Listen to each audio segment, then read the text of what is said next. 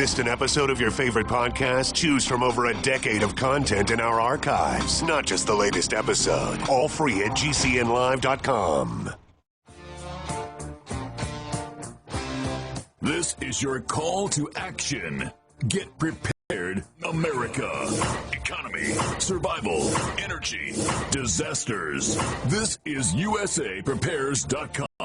Informative radio, educational radio. Interact now by emailing instructor@usaprepares.com or text at 434-390-7953. Class, please take your seats. Now, your instructor, Vincent Finelli. Everyone all set, cocked, locked? Your dial is set correctly to USA Prepares. John is engineering the broadcast in Minnesota. We're not going to be taking calls today. So if you're a light loafer troll who accidentally found us, you may want to change that dial because you're not going to like what we say, and we don't want you crying in the corner. Welcome, Joey. Hey, Vince. Good morning. Good morning, Joey. Yeah, I'd like to read an article, and normally when you and I talk, we don't do that. Actually, we never do that. But here's something that might hit the nail right on the head. We've been talking about this for years. And this is an article in the New York Post. Headline, Millennial dads have, and I'm not making this up, quote, Millennial dads have pathetic do-it-yourself skills compared to baby boomers, end quote. And it goes on to talk about how millennial dads are less likely than their baby boomer counterparts to change a car tire on the side of the road, unblock a toilet or a sink, reset a tripped circuit breaker, or even open a stuck pickle jar with their hands. And it continues to say that millennial dads reported not owning a cordless drill, that would be 46% don't own a cordless drill, a stepladder, 49% don't own a stepladder, a set of screwdrivers, 38%, or even a hammer, 32%. And that's an item owned by 93% of their fathers. So there's this decline of the baby boomer fathers in do-it-yourself skills. And they seem to think that they need help with everything. They need help doing things. They are inclined to call somebody to have that other person do it rather than do it themselves. And they say that they would rather spend quality time with their children, having fun, rather than spending time with their children, teaching their children how to do the things that their fathers used to do. I absolutely agree with this. And we've been talking about it, but here it is in black and white in the mainstream media that, and let me just read it one more time in case anyone just tuned in, quote, New York Post, quote, millennial dads have pathetic do-it-yourself skills compared to baby boomers, end quote. Joey, do you think that could possibly be true? Well, Vince, I hate to admit because your class is way above the curve, and yet your class doesn't call in. Your class never asks questions. Your class never brings. When me and Ed and Miles started the internet, was it going to be a cyber site where you could learn, share ideas? 20 people, if that, came in with ideas. So these are people that are preparing for something, or at least know there's a problem. Yet these, God knows what you'd like to call them, the millennials, why do you think Home Depot had to have a seminar to teach them how to read a tape, teach them how to use a hammer? Now, can you imagine one of those people using a power tool, not realizing how that blade? So for a lot of those, like, if they make a table saw now, when it touches your finger, it electronically shuts off because they just don't have it.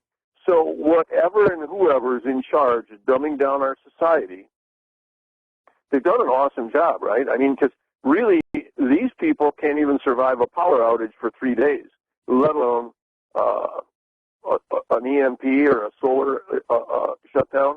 Could you imagine today, 30 days? I mean, we talk about it. Where do you get water? And we have a filter, but where are you still going to get water?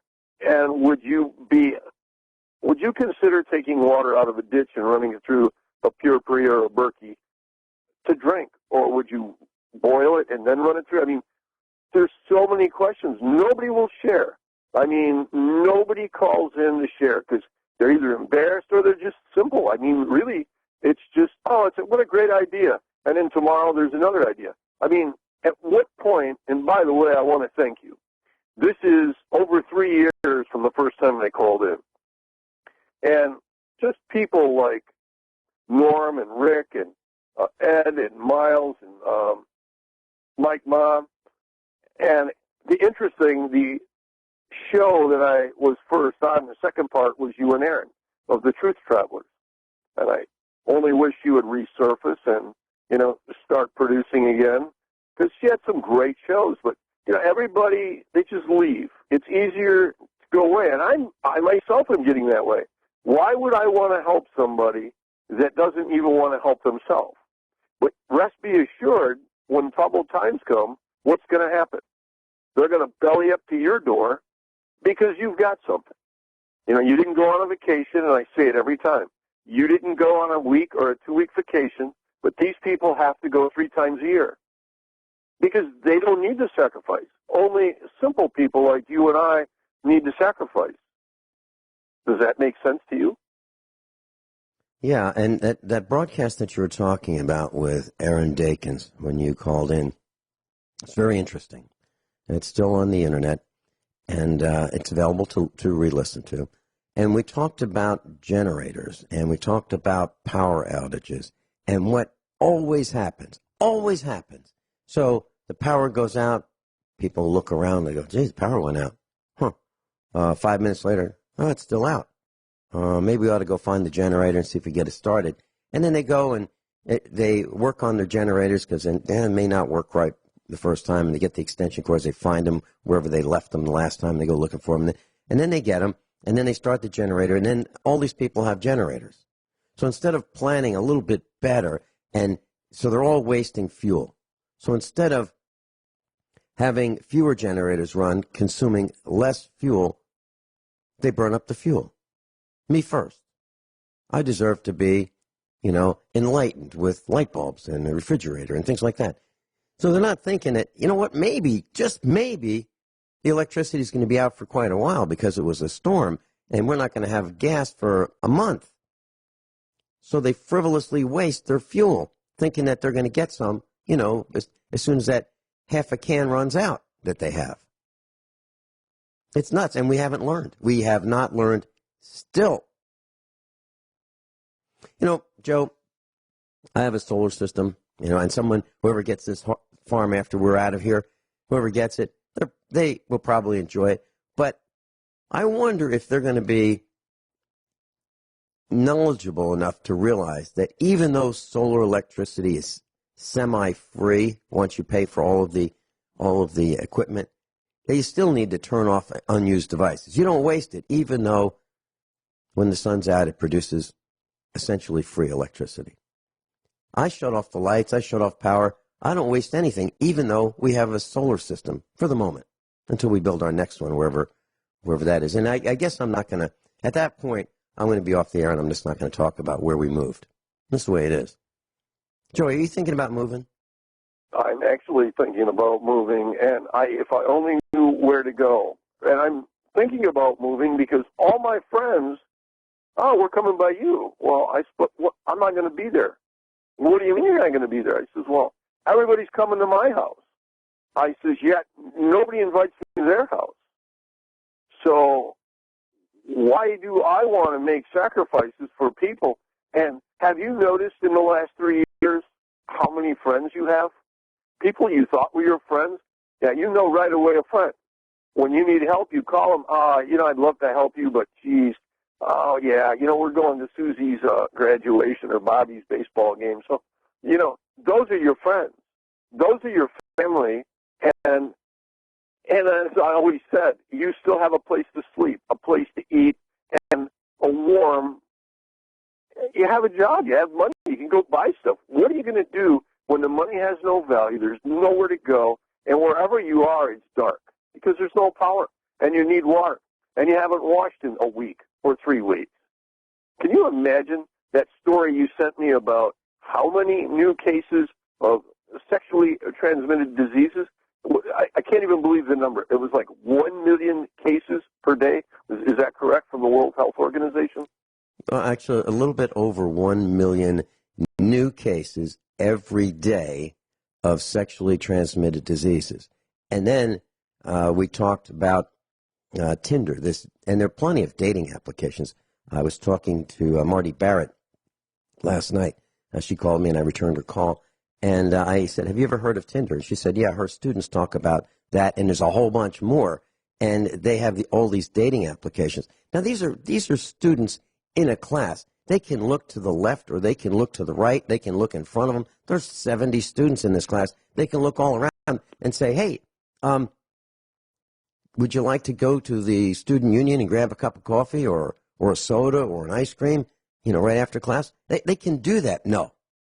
They go to these dating applications so they can screen out, whatever sexual preference they have at the moment.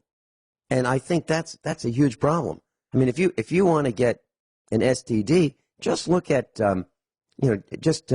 pick one of these preferences that is mobile. How about that? We'll call it mobile. Jeez, fluid. It's crazy. It's so far above an imagination that there could be that many new cases. Can you imagine if society collapsed and people are trading sex for food or for whatever? Can you imagine what kind of pandemic all on its own that creates? I mean, when you say that, it's like they said when Bosnia had an issue back in the 80s, late 80s, that was a trade. That was a trade. And think about the 80s or the 90s. That's 30 years almost ago. There wasn't as many as hybrid social diseases. I mean, we're entering into a place, I know the class, if they're sleeping, it's time to wake up. And if you don't want to wake up, don't feel bad. And whatever you think about your family, your friends, your grandchildren, your children, whatever it is, just, what's that song? Don't worry, be happy.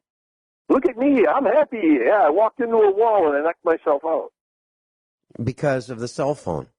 Well, it's and fire hydrants. People are walking into fire hydrants because they're looking down at their cell phones on the city streets. Not only that, they're walking into traffic and they're getting hit by cars because they are walking across the intersections looking down at their cell phones. And they have their earbuds on so they can't hear what's around them. I literally saw two young girls. I thought, boy, these are really friendly girls. And they were like side by side, hugging each other, walking in public. And what they had was one smartphone between them and one set of earbuds. But each one had one earbud in their ear. They could not resist listening to whatever was so important while they're in the public, walking through a parking lot with cars going all over. It was crazy. Can you imagine closing your ears and walking in a Walmart parking lot? Can you imagine that? We'll be right back with Joey. Joey's with us. He's in Michigan. And Joey, the kiss of death for a radio personality is to talk about commercials. And so I'd like to talk about one I just heard. And that was a commercial about truck blind spots. We now have to tell and this is one of those commercials that isn't designed for USA Prepares. This is designed for GDP. It just happened to play on USA Prepares. And the commercial is telling people, trucks can't see you. They have blind spots. So if you get in their blind spot, they can kind of just run over you. They can just crush you just when they change lanes. So we have to tell people that trucks can't see you. We are so dumb, so stupid, that we have to do that. Now, why aren't people taught that in elementary school? Why? Why do we have to teach adults that? How come they don't know? They have blind spots in their own cars. Why do we have to tell them, hey, be careful, don't hide where the truck can't see you? And on plenty of trucks, if you've ever been on the highway class, you've seen trucks that say, they have signs on the back that say, if you can't see my mirrors, I can't see you. It's there. But no, we have to tell people, don't get in the blind spots. We also have to put red, yellow, and green lights on the sidewalk so people don't walk into traffic when they're looking down at their phones. It's as dumb as we could possibly be. Any comments, Joey? You would have to applaud whatever sick system, individual, deity, whatever, as Rick would even go out to as an alien. And you really have to applaud their diligence for creating and taking such steps to just criminally insane everybody. I mean, think about, we'll call them illegal aliens. Those people don't have cell phones. Those people, if they can't find water, they don't drink water. If they don't figure out how to grow food, they don't eat. It's not like here where you get a check and they all fight to get here because apparently the man from Sam hands them out gift cards. Like they get a Visa card every month where they can go spend, buy food, and it's really a neat system. So yeah, you would want to come here. And yet the people that live here, they are worse than sheep. They are worse than farm animals because, they don't have a clue what they've done to themselves. And it doesn't bother me anymore because I know I can't help them. No matter what I say to them, I can't open their eyes. All I can do now, and that's why I am really in mode to consider to move, because there's nothing I can do to help somebody. And if everything breaks, you can't just teach somebody how to grow a garden in 10 minutes. I mean, I suggested, that I have a hard time getting certain seeds to start. So I'm going to big box stores and buying any kind of seed on clearance that I can't grow. And a tomato is a good one. So I just start planting them over because they grow real tall and then they tip over. So I'll just keep growing them until I figure out how it works. And I can do that with an abundance of seed.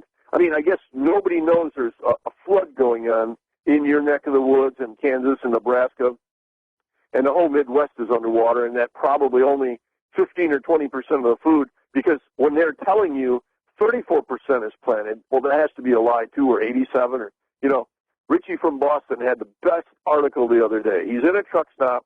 The woman on the television is talking, the news commentator, and she says, our area is experiencing a drought.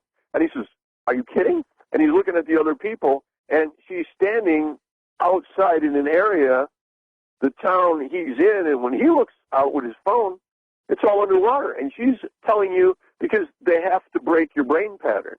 So they're telling you there's a drought. There's no drought. There's a flood. Even an idiot would know there's a flood. A flood means, where there's water standing waist high, ankle deep, 3 inches deep, where you've never seen water. We all know what a drought is, right? The ground dries up. There's cracks in it. You got to take a sledgehammer to chop a hole in it. That's an extreme drought. I mean, I think that's how that works, right? Yeah. And let me share with you an example of what I'm experiencing here at the farm. And it's widespread. It's about the supply chain. It's about things that you're going to need. We'll be right back.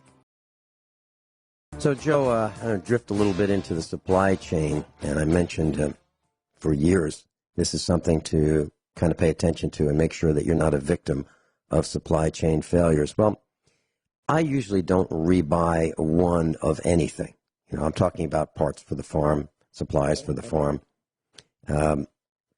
maintenance items for the farm. So if I'm going to buy automotive oil filters, for example, or tractor oil filters, I usually buy a case of them because I can get a case of 12 for about $2 each, or I could buy them, say, I guess I need one. Let me go run out and buy one, and I can spend $10 for it. So I can buy them for $2 if I plan ahead, or I can buy them $10 for $10 a piece if I'm not paying attention. Okay? So I wanted to buy some more filters for our farm. And I went to buy them, and I'm looking on the internet, and I see these words, out of stock. Go to another location, out of stock. I see the words, last one, buy now. Okay. And then I see huge, huge price differentials. I'm talking where I could pay 10 times as much for an oil filter than I would normally pay. Because where did they all go? So my first choice when I buy things for the farm is best value. I look and look and look for the best value. Now, it could be online, it could be locally. My first choice is best value, but it could also be, and if I'm talking about auto parts, it could be AutoZone. And AutoZone knows us. They know that when we call them, we want to know what they're going to sell it to us for. And they know that the price that they tell us, it won't work if it's the normal online price. They know that that's not going to work. So they always look at what dealer cost is, and then they drop that price because they know we're not going to pay that much. We're going to pay less, or we're not going to get it from them. So we have information that says, here are the alternative places we can get it for. And if they say, all right, what can you get it for? We'll tell them. They'll go, geez, well, how about if we sell it to you for like 4% higher or 5% higher? Our last choice is O'Reilly, because we found substandard parts and the price is too high. So so yesterday when we were trying to buy some oil filters, AutoZone didn't have them and couldn't get them. And we gave them Baldwin numbers, we gave them Lubrifiner numbers, we gave them all kinds of different brands, and they were unable to get them at any price. That's AutoZone. O'Reilly had one, but no, I'm sorry, O'Reilly didn't have them at all either. O'Reilly didn't have them and couldn't get them. Couldn't even look them up. That's what we're finding. Now, how are you going to like that when you have a failure of a common item or a replacement maintenance item of a common item and you can't get it? What's that going to be like? Well, it's coming to a village near you soon. Joey, do you agree with that, or is there still plenty where you are in Michigan?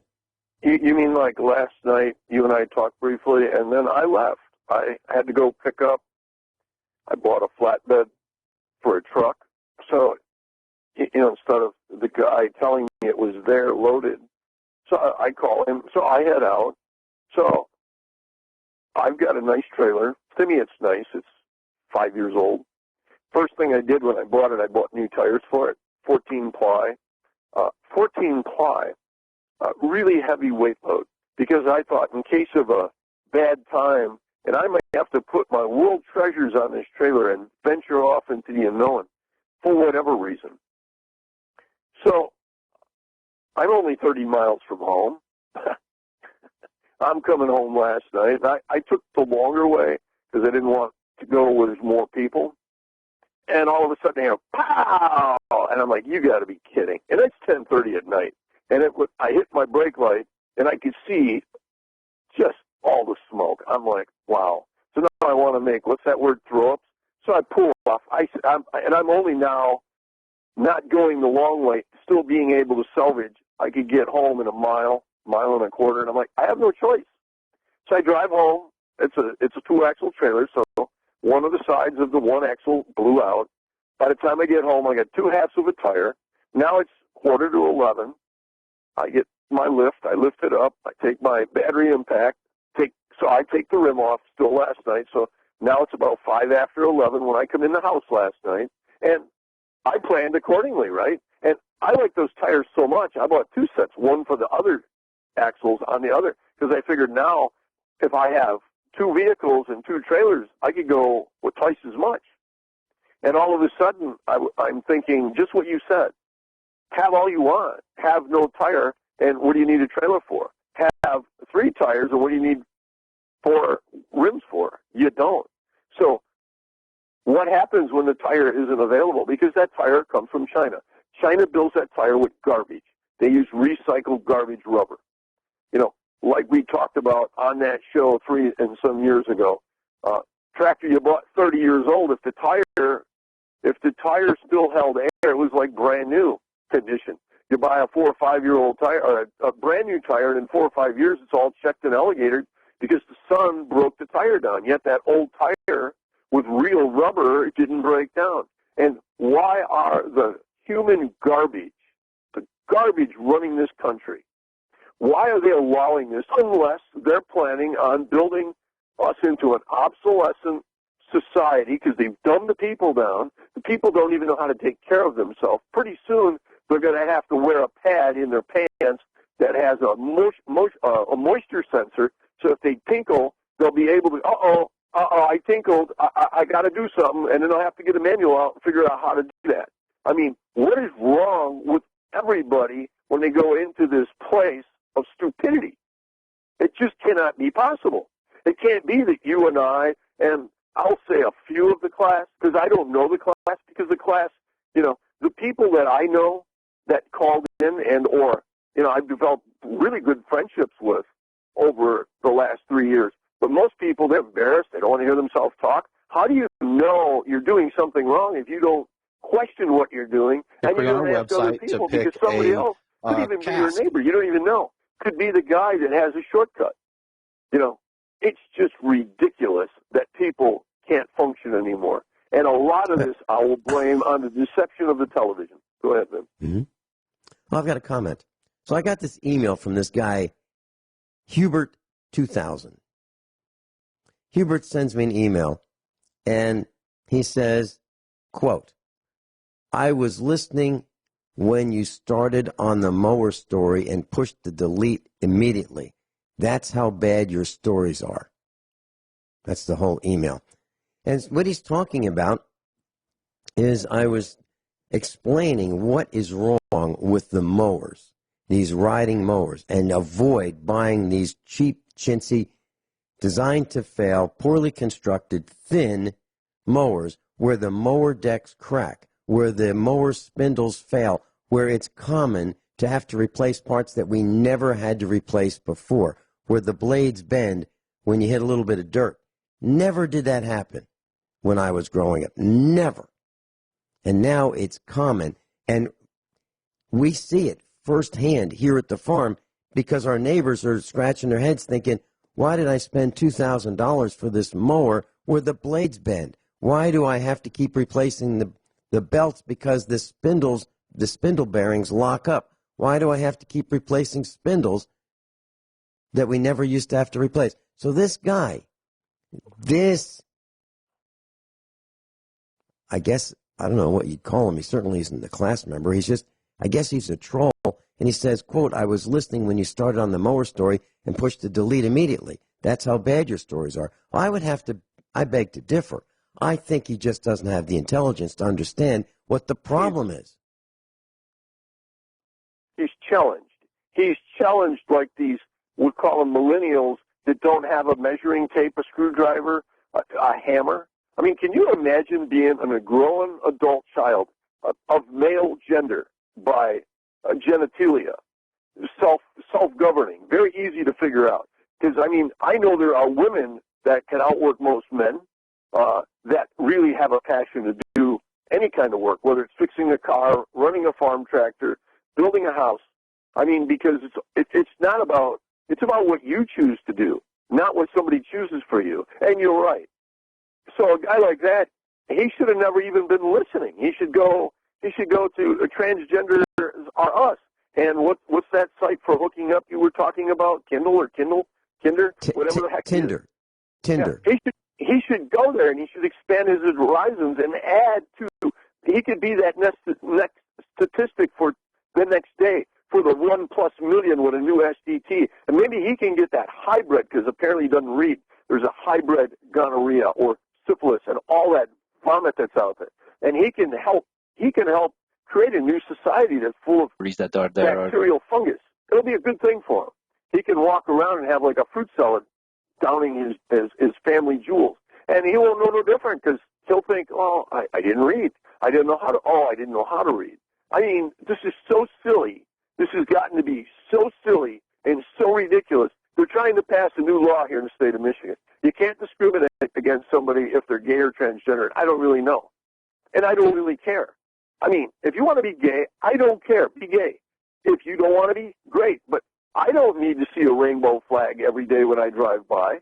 For 30 years, I know there's gay people in the world, and I have friends that are gay, and they don't rub it in your face, and they don't, hey, guess what we did? Hey, look, we got a flag. No. This is beyond ignorant. This is insulting intelligence. This is ridiculous. And that's how you know. That's how you know that the bubble, the balloon, has got so much air in it, the brand new 14-ply tire is going to just, the sidewalls are going to blow out, the top's going to come off. Because we have now entered the balance of the journey. You cannot have a society fueled with such ignorance and such stupidity. It's virtually impossible. Hey, Joey, let me just share with our class a little bit of what you're talking about. So, class, when you buy tires, they are 1-ply, and we're talking about reinforcing inside the rubber carcass. 1-ply, 2-ply, 4, 6, 8, 10, 12, and 14-ply. 14-ply being the strongest. So Joey had to go way out of his way to get a 14-ply. You got to go way out of your way to get a 12-ply, maybe even a 10-ply. Okay? And I'm serious about that. Way out of your budget, right? So, Joey, we've had the same kind of failure. I know what happened to us because we had a trailer. It's a 26-foot gooseneck trailer, weighs 5,500 pounds, has 2 axles, and we were hauling with it, and the tire flipped off the wheel. Why? Made in China. Where are you going to get a tire that's not made in China for a trailer? Where? It's impossible. You can't get them. They don't make them. That's where we've outsourced. We've outsourced our tires to China. And these are really expensive tires, 14-ply, 10-ply, and 12-ply. And if you're on the highway and you look to the left or right or forward or backward, those trucks, cars, and trailers around you are likely to be running on Chinese tires. They are likely to have China belts and hoses. And look down at the road, and do it carefully, don't run into anybody, but look down and look ahead and look at all the rubber debris on the road. Those are failures of rubber products. We've got George in New Hampshire. Welcome, George. Hi, Vincent. Hi, Joe. Hey, George. No, the reason I called was because when I heard somebody was, attacking you on a personal level and your program and your stories, I realized that you're looking at unsaneness.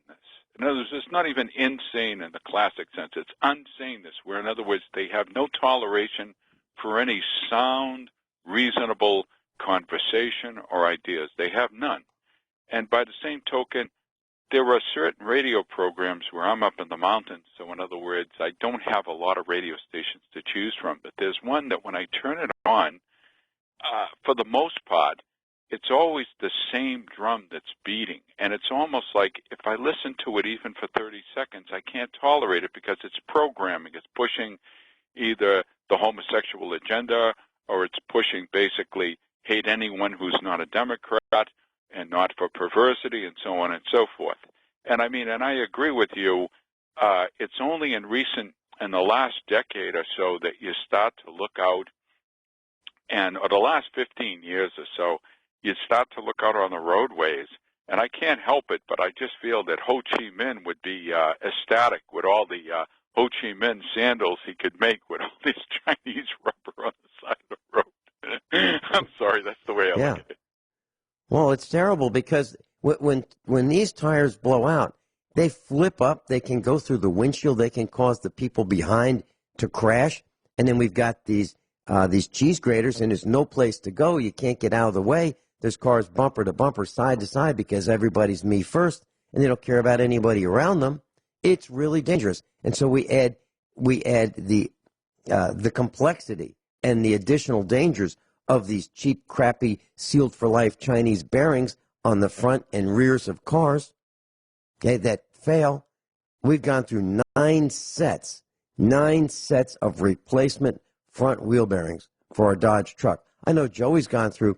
Hey, Joey, how many have you gone through? At least 8 sets. And, you know, George, about Ho Chi Minh, that's a really good point, because Chao Meng Chu and Ho Chi Minh, they're building our military components. And they're probably building our tires, because we don't make a tire here. Maybe Firestone started again, I don't know. But can you imagine all the military vehicles with just tires, with all the main components?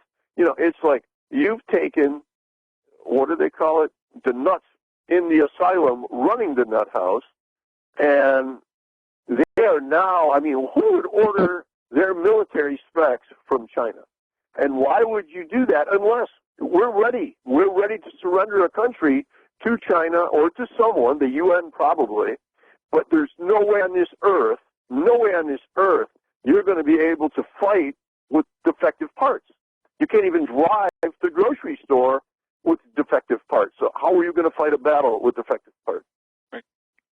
I saw it with my car. Not just a couple of weeks before, I had a bearing replaced up front and a ball joint. And anyway, what happened was that it was under warranty, and when I pulled in, my mechanic, it had to be inspected, so that my mechanic looked at it, and he says, you know, he goes, I just put that bearing in. He looked at his paperwork in his book, and he said, I just put that bearing in there less than a month ago. It's under warranty and everything. He goes, that's it. He goes, from now on, I'm not going to try to go the inexpensive route. You know, and I told him, I said, you know, I'd prefer it if you'd buy better quality bearings for me. I said, I'm willing to pay. I appreciate you trying to save me a couple of bucks. But in other words, he couldn't get over it either. And it was just a few weeks. It's the labor, let me just add inconvenience, it's all of those parts. Okay, when we have to replace a front wheel bearing on a Dodge pickup truck, it requires a 20-ton press. Now, not everybody has a 20-ton press, but we do because we need one to do jobs like this. It's a requirement. Now, what does that mean? So the wheel studs that you bolt the wheel onto the hub need to be pressed into the hub. Think about this. It would, if you could pile one large dump truck on top of another dump truck and then put all the weight of those 2 dump trucks on a spot the size of a quarter, that's the amount of pressure needed to press on these wheel studs. So if you think you're going to do it in your driveway, it's not going to happen. You need equipment to do it. And we have to use that every time we have to replace these bearings that are from China and keep failing. That's what Joey had. That's the problem Joey had. That's the problem George had. George, I really appreciate you coming to our defense today. But we've got a bunch of real sick puppies out there. The lack of knowledge is deep and wide. Thanks so much for calling, George. Okay, bye-bye. Everyone all set? Cocked, locked, hour number 2 of USA Prepares. We're not taking calls today. You know, if you heard the top of the hour news, you heard flip-flopping, jumping Joe Biden. He changed his position on abortion. Just as I told you, he's like that. Whoever's given him the highest reward, that's the side he's on. And he'll flip-flop. And he's known as jumping Joe Biden. And you just saw it. Joey's with us in Michigan. Joey, what do you think about salespeople today? You know, people between your wallet and their cash register. What do you think? Well, they don't have a vested interest in whether you buy the product or you don't buy the product, because most of them shouldn't even be using a push broom or that brush in the toilets, because that's normally where they started. But today, if you can function, they throw you at a cash register. Well, you want me to tell them the story about the little management seminar at Menards? Because I go to Menards. Please do. I buy those plastic parts.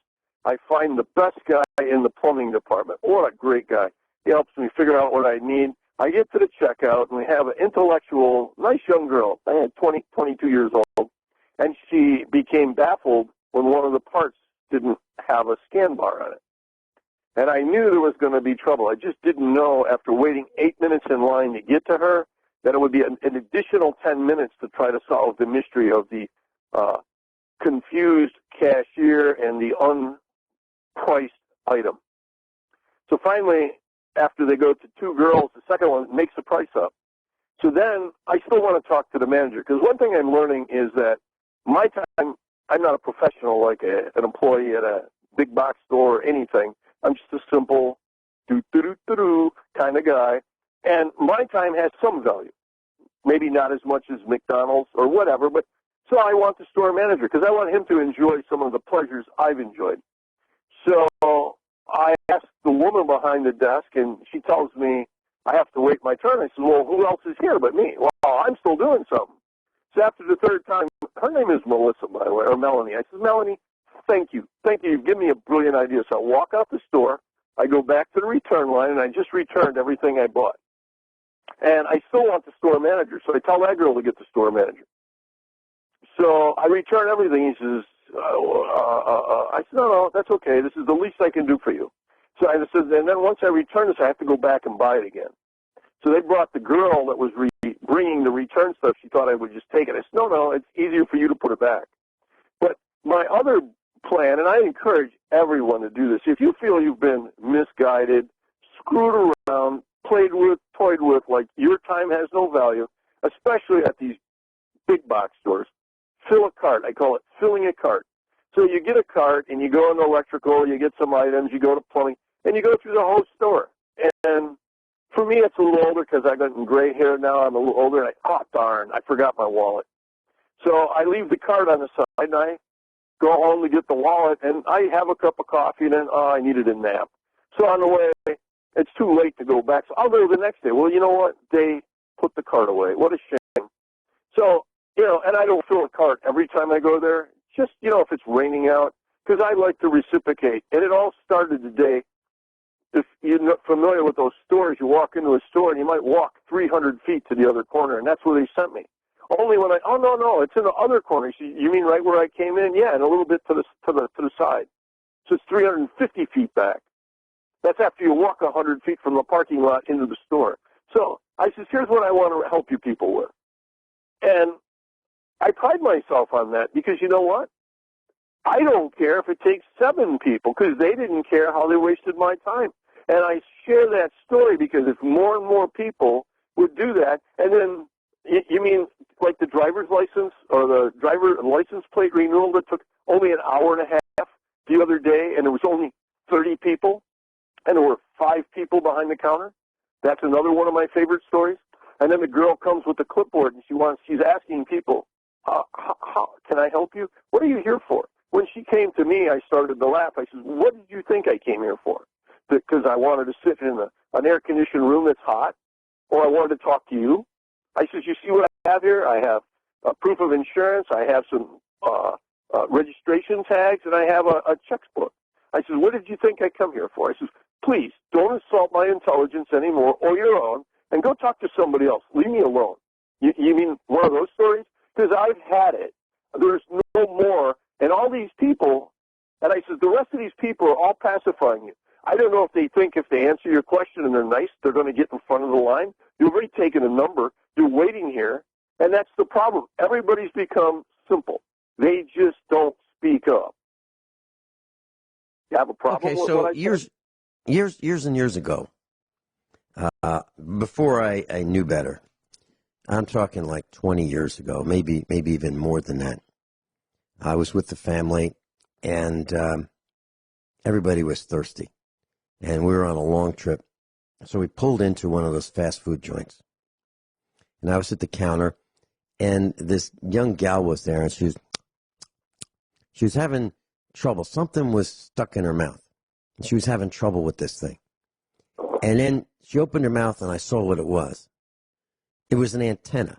It was stuck in her tongue, purposefully. So she had this piece of jewelry, I guess you could call it, that she wanted to show people that was on her tongue. And she said, may I help you? And I said, no. No. You just grossed me out. And I left. And, you know, I said it so other people could hear it. I didn't yell it. I probably should have. But who in their right mind would hire someone who looks like that to engage with customers to sell them food? Who? But and that's why the country doesn't work, because they've been mandated. That's why people making laws for us make a law and allow China to sell us defective parts. And everywhere you go to the doctor. What's the first thing that happens? Hello, you want to? What's your problem? Here. Then you thought you're done. Oh, then you get somebody else. By the time you're on the phone, you've talked to 4 people. Then when you come in there for the appointment, you talk to 5 people, and each time you tell them.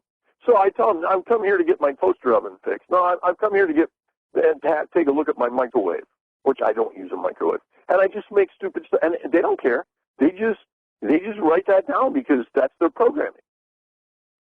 You know, we are in a lot of trouble as a group of people, and I don't know if the rest of the world is like this. We're in a lot of trouble with just the fact that we're not going to have food at the end of the summer, but nobody even realizes because they're too busy. They're texting their friends, and they don't pay attention. And I'm not saying what you're being told is accurate, but I know one thing. You were laughing when we came back on the air, and I'm listening to how, because they brought 2 aircraft carriers to the Gulf zones, the one country back down, a country that lives worse than all third world countries. What can you take from them? They don't have anything to take. You're going to shut their electricity off? Probably not. What they got water. They've got a hole with a crank, and sure they have running water. They have all the modern, but they still know how to live very primitive. And we don't know how to live primitive. They could do more damage to us in 15 minutes that would last for a whole, at least 1, if not 2 or 3 generations, than we're ever going to harm them. Is that a true or false statement? Oh, you're absolutely right. And we don't know how to live without fast food. We don't know how to live without hypertensive medication or anti-anxiety medication. We don't know how to live with that. We don't know how to be a student in an elementary school without being on drugs to slow us down so we can pay attention. It's amazing. I was talking to a gal who comes to our farm a couple times a week. And we were talking about, just briefly, I only spend maybe 2 minutes with her, and we were talking about things that are wrong with America, and she said she was explaining about her daughter. Her daughter has a 3-year-old, and so this gal was telling her daughter, look, don't just sit your daughter in front of a television at 3 years old. What's the matter with you? They need to get outside. They need to play with the calves. They need to get exercise. They need to have sunshine. Don't just use the television as a babysitter and get off the phone. Get off the phone. So what's happened is parents are using television as don't bother me. Don't bother me, boy. Don't bother me, girl. Leave me alone. That's what parents are doing. And what do we expect those children to be like? Well, they're going to be worse than these millennial fathers who don't know how to use a hammer, screwdriver, drill, or unclog a drain. Joey, I got to tell you, as a male, I would be embarrassed if something broke here. Anything. Doesn't matter what it is, whether it be a transmission or a shaft or something that had to weld. I would be embarrassed to say to Mrs. Finelli, I'll tell you what, we have to call somebody. I'd be embarrassed.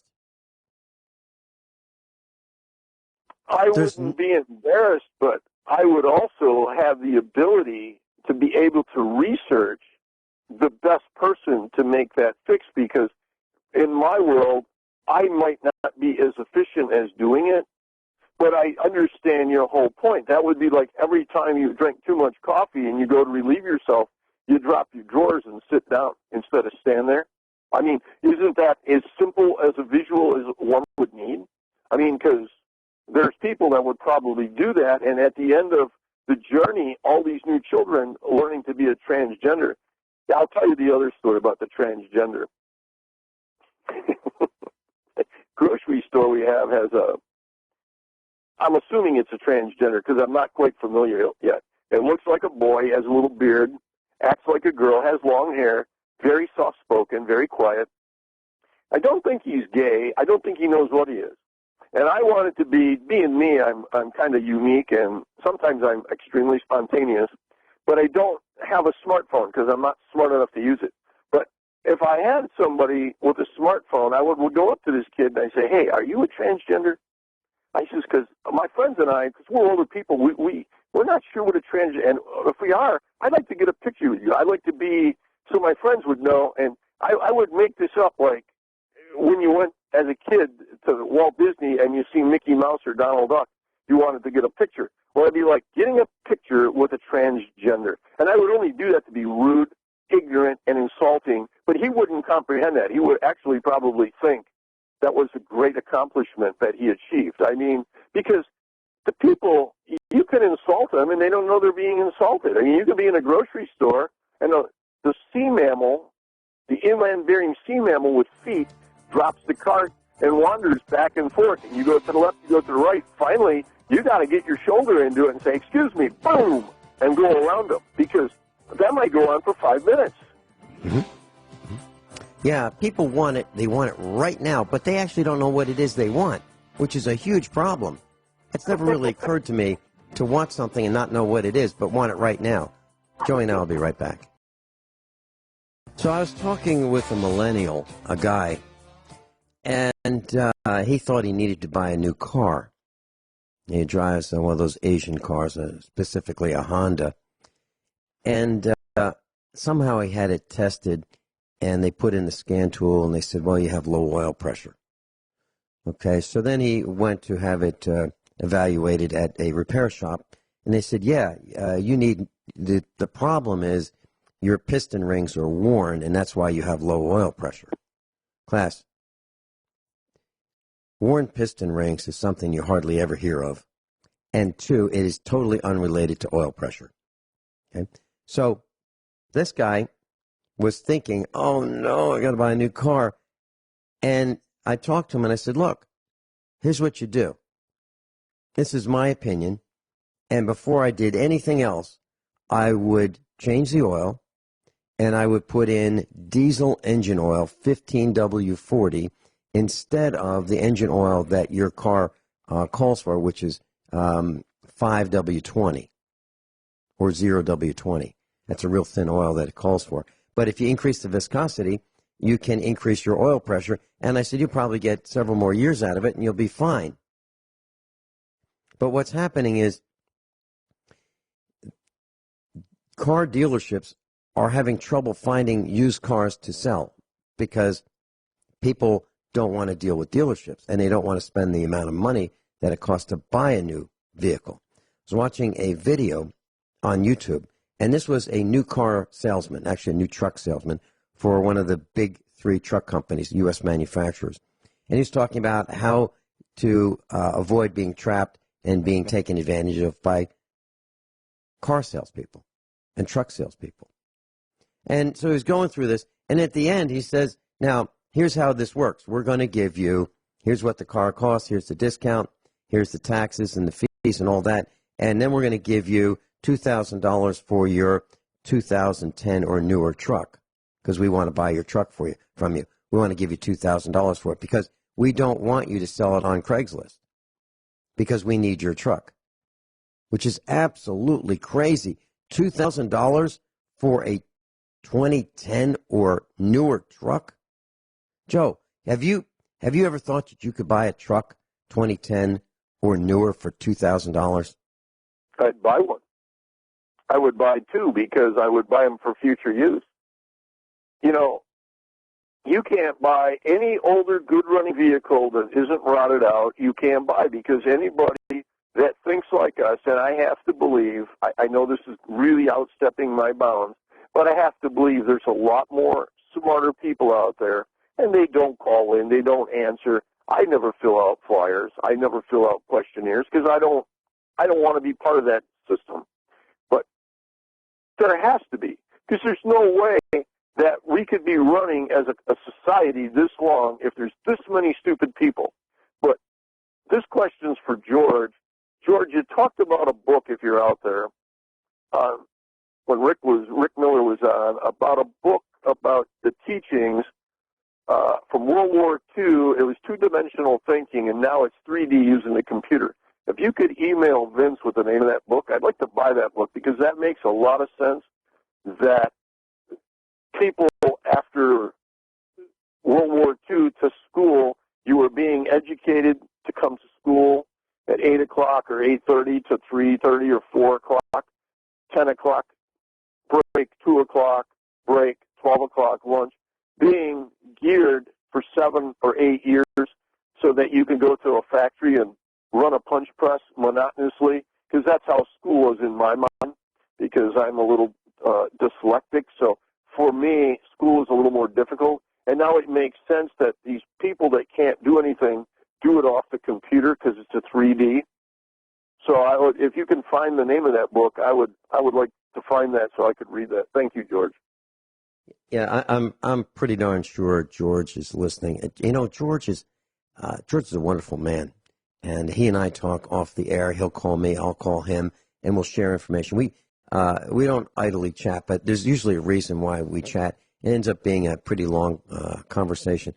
But he is kind, he's nice, he's thoughtful, and he's very, very bright. Just like all the other instructors. We have, class, I am so proud of the faculty of USA Prepares. They are the best and brightest people I know. And they're my friends. And that's why they're on USA Prepares. If I didn't like them, they wouldn't be here. It's a wonderful thing.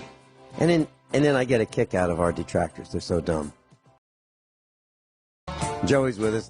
Joey, we discuss subjects that are hardly ever, if ever, discussed on the air. And I'm talking about the kinds of design failures that are manufactured into appliances, the kind of failures that people have with riding mowers that cost a couple $1,000s or more. And the reason we discuss them is so that people realize that they're not the only one buying that spindle or that belt, or they're not the only one having that bent blade that should have never bent in the first place, or the mower deck just has a crack that seems to get larger and larger and larger, and then it costs too much to get a mower deck and you just throw the mower away. I mean, we talk about solutions and why these things happen in the first place. Well, one day I decided to do something that I'd never heard discussed, and it's probably a sin to discuss this on the radio, but I decided to do it anyway. What do I care? And that is, I decided to talk about the inner workings of radio. When you how dose the it correctly. Calls are handled. So, for example, I talked about I have a computer with a call screen in front of me, and it shows all the telephone lines that come into the network in Minnesota. I'm in Missouri at the moment, and I can see that I can answer the call, I can put the call on hold, I can put the call on the air, or I can drop the call. And I talked about how that worked and why I do what I do, and how other broadcasters have callers who are paid, the opposite of trolls. These are people who call in and they have a pre-written question for the big talk show host and say, hey, I love you, you're so bright, I wouldn't know what to think if it weren't for you. Thanks so much for telling me everything I need to know and how to think and so forth. And here's my question. And the question is asked, and then you never hear from the caller again because that caller is dropped or put on hold or so forth. So I explained all how that worked. And here's what I get on the internet. So this troll says, quote, well, I was a potential first-time listener, but after 8 minutes, I'm still hearing about how you accept calls. How boring. I assume the rest of the show has no content worth listening to, or you would have gotten to it. So I explained something that's never been discussed on the air. Never. And we get beat up for it. I thought it was pretty interesting. I thought that people might want to know how radio works behind the scenes. But obviously, some people aren't smart enough to understand it. And, Joe, that's what's happening. There are a lot of these people out there. Let's talk about a word I don't normally talk about. Let's talk about discrimination. And Robert, he called in the other day, and it made me think about, white people are being discriminated against. And, I discriminate against one group of people. Stupid, ignorant, stupid people. I just don't talk to them. I don't want to be around them. I have so many people I like being around. I go to a Mexican restaurant over 18 years. I've watched the whole family have kids. Awesome people. They sit together and have lunch about 1:30 in the afternoon. The whole family comes to eat lunch. Yesterday I was in there, and there was a husband and wife. The wife was in a wheelchair, a larger woman, and self-conscious about her size, and they couldn't get out. And the one guy, he's eating, and if he didn't, I was going to get the door, but he ran right to the door, helped whatever he could do. I mean, I like people like that. There's an Asian family I met. They have a Mexican grocery store, and they're Laotian or Cambodian, I don't know. But they were both people. And, I mean, I feel so bad for all these poor people that can't make it. But this is a woman that is Asian by descent, speaks Spanish and has a Spanish grocery store and can speak whatever she is, Cambodian, Laotian, or whatever. And I just go through the list, the black people I know, the gay people I know, all kinds of people from India. And I like those people because I like to hear about more the food cultures. I like to hear about what makes them tick, what holds their family together, what they feel comfortable with. And I go back to, of all the people in this country, the Vietnamese, in my opinion, and the Mexican families are the most old-fashioned families. They stick together. They eat together. They are that's how you and I grew up. Our family was the mecca of us, and that's why we are who we are today, because our family, what they did when our relatives got together as kids, we were a nucleus. We grew and we learned from each other. If somebody had a problem, they shared it. We understood what the problem was. But I have to say, I don't feel comfortable learning from stupid people. And those could be people in the government. Those could be people in law enforcement, fire enforcement. So I would just call them very simple. They don't have common sense. Is it a crime? No. But you know what? I don't want to learn what we should from do? you We should leading just by example. Because you might also want to teach me something that is, in my opinion, grossly sickening to me. And if I choose to share my time, like the 2 hours today, I shared it with a person I consider to be my friend, and I share it because I know other people will learn from this. There might be 400, there might be one. I don't really care. And if anybody was, put out by this, put out by anything I said today, oh well, it's time to move on, get a life, it'll be okay. Because I look, I listen, I deal with garbage every day. I just choose not to go back to a store. And all I could say, as you would say, if you didn't like what you heard, why waste your time coming back and dialing the phone number? I mean, I met you at an expo only by accident because my cousin wanted to come, and it changed my life forever because the people I met, it expanded a family. I mean, if I could pick a family, that would be the family I picked. The people I mentioned earlier, to thank them, they're good people. They're concerned people. They all made a point. I mean, it's like, I don't know. I listened to Richie from Boston, but he hit home with something he said, with tears in his eyes, how our society, how people hook up to have sex. They don't know why there should be a couple. They just hook up, have sex. Well, they're helping to contribute to that STD problem. That's one part. The other guy on Adapt 2030 or Ice Age Farmer, they're doing their best to explain to people how the weather is changing and how if you don't figure out a way to change or figure out how to grow food, you're going to have a problem. There's a lot of good people out there trying to help. And then there are the few that go out of their way to, what's the word, distract you and lie to you. Like, we'll take that woman news commentator, or, you know, when you look up a person now, because YouTube is starting to cut down on all of the people that were putting out good information. They're making it harder and harder to find. They're doing it intentionally because apparently people are waking up. So the only way to shut them up is to just shut their sites down. And you know what? For everybody listening, if you think it's a joke, have a great day. If you don't, you better start, as I said, learn anything that you don't know. Anything that you thought you wanted to know, if you can find a YouTube video on it. And not all YouTube videos are accurate. Some are pranks. Some are purely ignorant, like a guy dragging a shipping container with a bulldozer that's been cut out. And it's just incredible.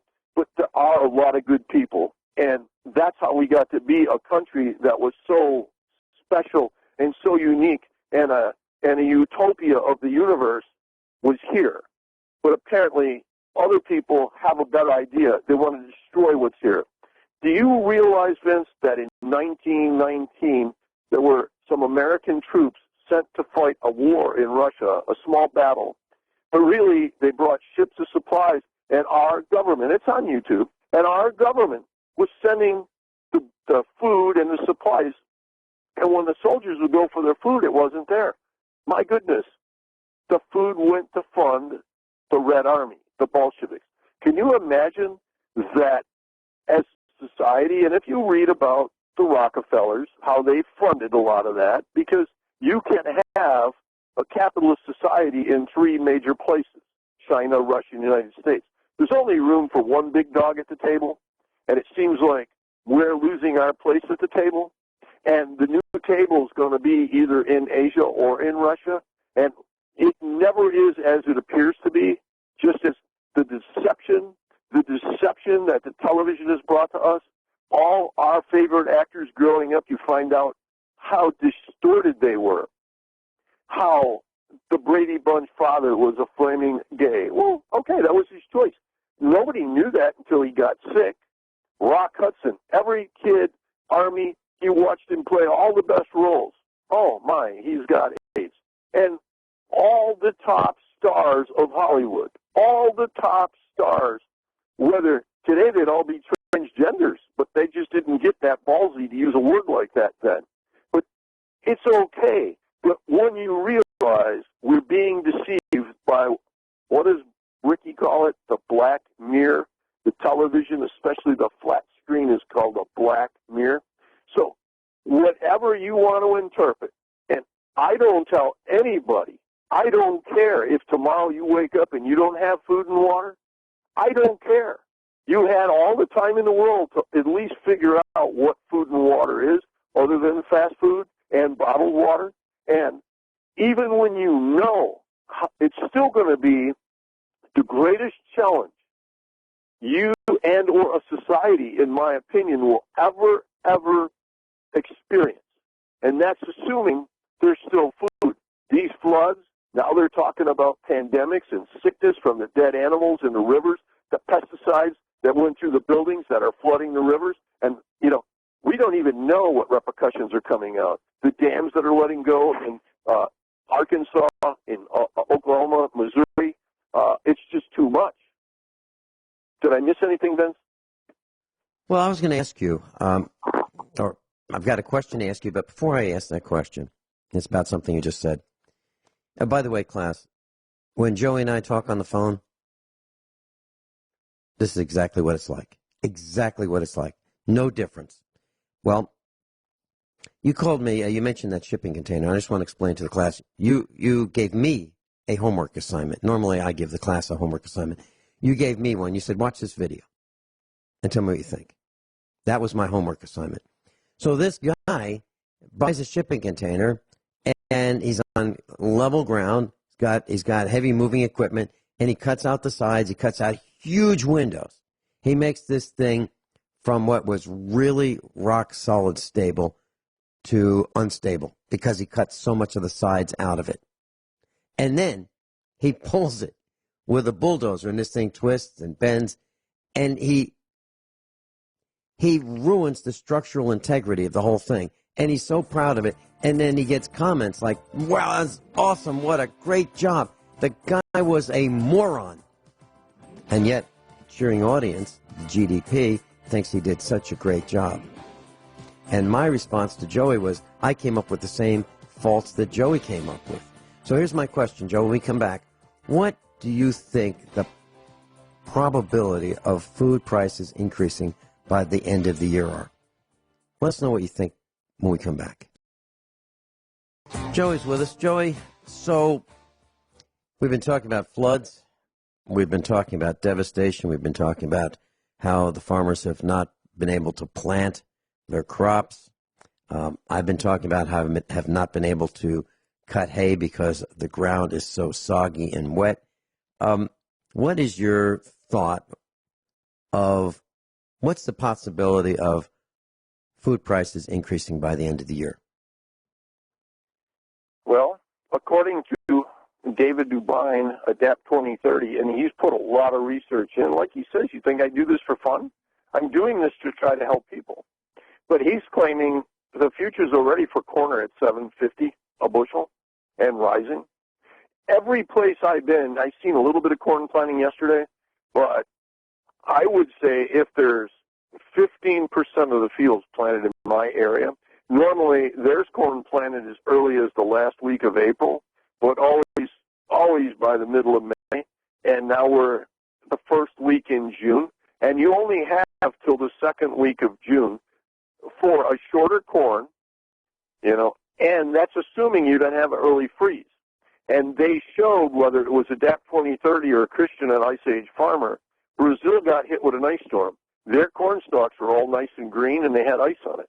So we know now that as a corn is not happening. They pointed out China has a particular region that is their grain belt, like we have the Midwest as a grain belt. China has the same kind of a wet problem that we're having. So how does this work?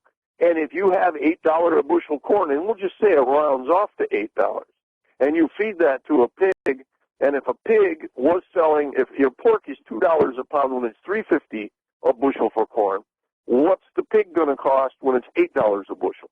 And if you can't afford food now, well, you've got a real problem. And something our country's never seen is a food shortage with high prices. And even, we're back to your filters. Even if you have the money, or you make the money, you scrape the money up to buy food, will it even be available? Because all these, if you get to talking to those people, they say, no, we don't have. The kid at the one grocery store, he says the supplier of the chain, not a store, a chain of about 28 grocery stores, asparagus is 4 weeks late, and he's planted sweet corn twice, and he's planting again, and it's too wet, it don't even germinate. So what's everybody going to think? And I don't even want to talk about this, because why ruin somebody's summer holiday? Let them wake up and get the surprise of a lifetime. That's why I'm contemplating, if I could sell my property, I will move. Even if I become a nomad traveling around, I don't know where to go, because everywhere I wanted to go is underwater and or has really, really bizarre weather. And I know you've been talking about moving, and the location is the hard part, picking a location. And I really don't want to go somewhere where I have to learn a new language, or I have to learn all these new, we'll call them people skills, because a lot of those third world countries, but we may become a third world country.